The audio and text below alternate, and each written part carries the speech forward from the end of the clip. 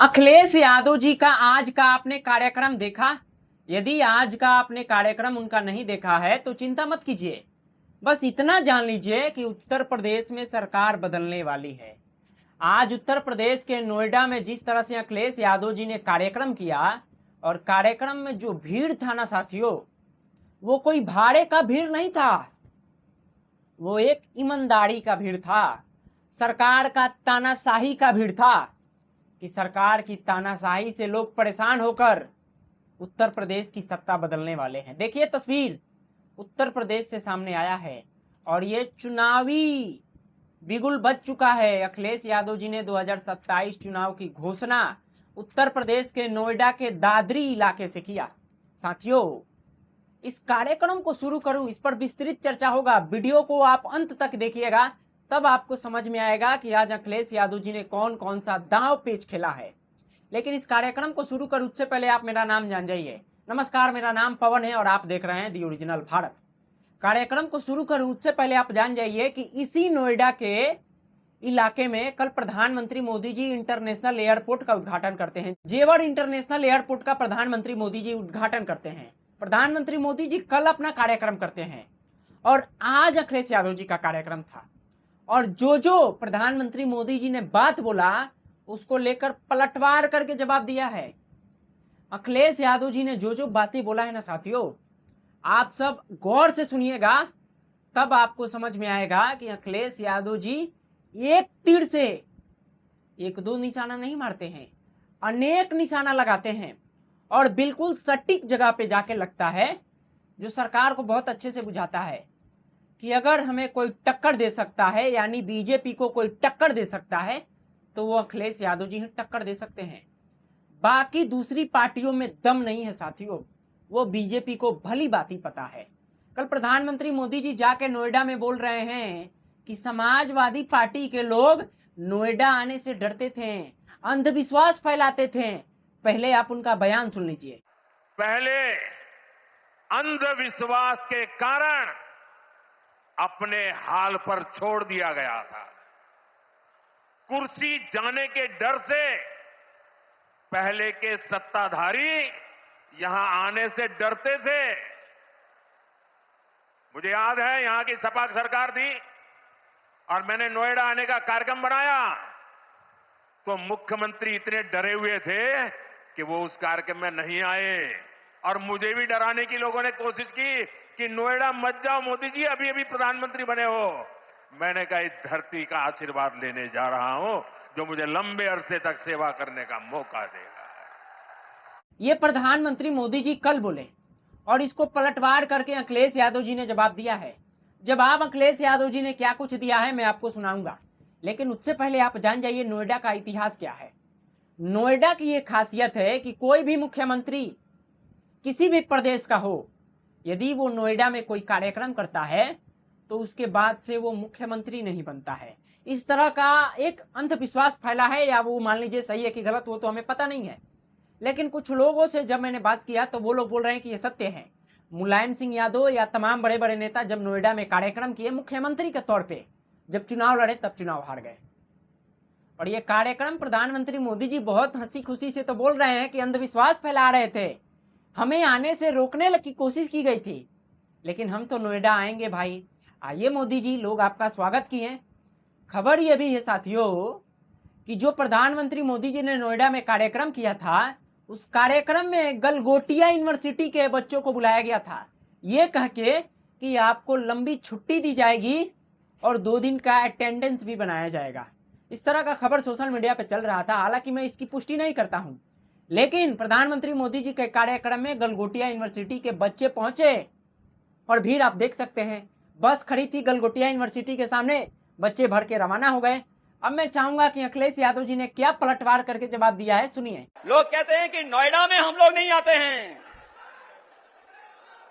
लोग कहते हैं कि अंधविश्वास है था इस बात को लेकर के, लेकिन हम उनको बता देना चाहते हैं कि दोनों लोग मिलकर के भी अपने कार्यकर्ताओं के घर पर इतनी चाय नहीं पी होगी जितना हमने अकेले अपने कार्यकर्ताओं के घर पर जाकर के चाय पी करके उनको सम्मान देने का काम किया है। हमने इतने कार्यकर्ताओं के साथ चाय पिया है जो कि भारतीय जनता पार्टी ने नहीं पिया है। ये अखिलेश यादव जी का साफ साफ कहना है। साथियों, यदि आज का आपने पूरा ये वीडियो देखा ना, तो आपको पक्का समझ में आएगा कि बीजेपी यदि किसी से डरती है तो वो है अखिलेश यादव जी। अखिलेश यादव जी ही टक्कर दे सकते हैं बीजेपी को, और ये बात बीजेपी को भी पता है कि अखिलेश यादव जी ही हमें टक्कर देंगे और उनको हराएंगे। अखिलेश यादव जी ने आगे गलगोटिया यूनिवर्सिटी पर भी बोला, वो भी सुनिए। सुनने में आया है कि यूनिवर्सिटी कॉलेज से न केवल छात्रों को बुलाया गया और छात्रों को बुला करके कहा गया कि रैली के बाद आपको छुट्टी दी जाएगी। आप जानकारी कर लेना, जहां जहां से छात्र बुलाए गए थे उन सब छात्रों को लंबी छुट्टी दी गई है। और इस बार रैली में जो लोग आए हैं, बीजेपी की उत्तर प्रदेश से छुट्टी होकर के दिल्ली से भी छुट्टी होना तय है। रैली में बच्चों को बुला रहे हैं, जरा भी इनको शर्म नाम की चीज नहीं है साथियों। शर्म आनी चाहिए। इतनी बड़ी पार्टी है भारतीय जनता पार्टी, और गलगोटिया यूनिवर्सिटी के छात्रों को पकड़ के ले जाया जा रहा है रैली में ताकि भीड़ दिखाया जाए। वहीं अखिलेश यादव जी का कार्यक्रम का भीड़ देखिए, जमावड़ा देखिए। ये कोई पैसे वाला भीड़ नहीं है, ये एकदम ओरिजिनल भीड़ है। एक पैसे का खर्चा नहीं हुआ है।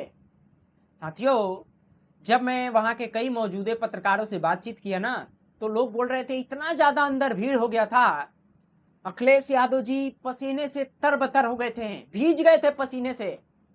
जैसे बाहर निकलते हैं अखिलेश यादव जी, उनके कार्यकर्ता जिस तरह से मीडिया से बात कर रहे थे, मानो ऐसा कि सत्ता परिवर्तन अभी भी हो जाएगा, मतलब आज ही हो जाएगा, इस तरह से बात कर रहे थे।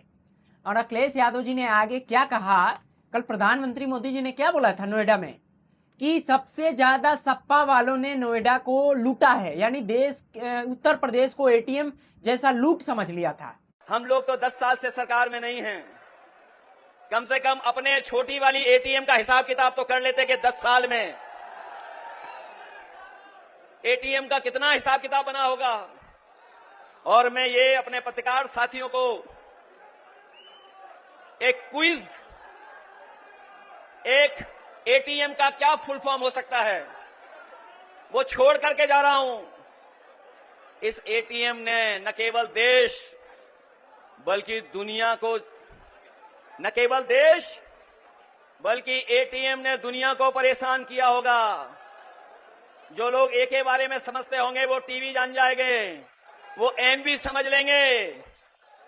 सुना है कि ए पर बहुत मेहरबान रहते हैं कुछ लोग, इसीलिए एटीएम याद आ रही है उनको।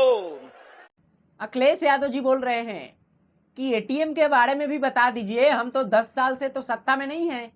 उनका आगे का जो आपने बयान सुना कि ए मतलब अमेरिका को वो इशारा कर रहे हैं कि अमेरिका क्या कर रहा है, एक का नाम बहुत प्यारा है और ये मतलब अमेरिका को इशारा कर रहे हैं। और अंत में अखिलेश यादव जी ने एक बहुत अच्छा लाइन बोला साथियों, कि ये सरकार बाबा साहब के संविधानों पे नहीं चल रही है, इनका नौकरी एजेंडा नहीं है, ये सिर्फ झूठे और खोखले वादे करते हैं। नौकरी इनके एजेंडे में कभी नहीं रही, और नौकरी इनके एजेंडे में इसलिए नहीं रही क्योंकि बाबा साहब भीमराव अंबेडकर जी का संविधान और संविधान के तहत आरक्षण मिलने का इनके एजेंडे में कभी नहीं रहा, इसलिए सरकारी नौकरियां कभी नहीं देते हैं। और इसीलिए जानबूझ करके पेपर लीक कराते हैं, पेपर लीक करा करके नौजवानों को निराश कर रहे हैं। आने वाले समय में हम नौजवानों को कहना चाहते हैं, नौजवानों से संवाद करने के साथ साथ हम लोग भारतीय जनता पार्टी की वो भी पोल खोलेंगे कि कितने पेपर लीक हुए हैं और कितनी परीक्षाएं रद्द हुई हैं। साथियों, अखिलेश यादव जी का ये जो मैंने आपको बातें सुनाया ना, इसलिए सुनाया क्योंकि कई लोगों तक ये बात नहीं पहुंचता है कि अखिलेश यादव जी क्या कुछ बोले हैं। देश के उन तमाम लोगों के पास पहुंचना चाहिए जो गरीब हैं, शोषित हैं, वंचित हैं, परेशान हैं। ये सरकार ने उनको परेशान किया है। उन तमाम लोगों के पास ये वीडियो शेयर कीजिएगा।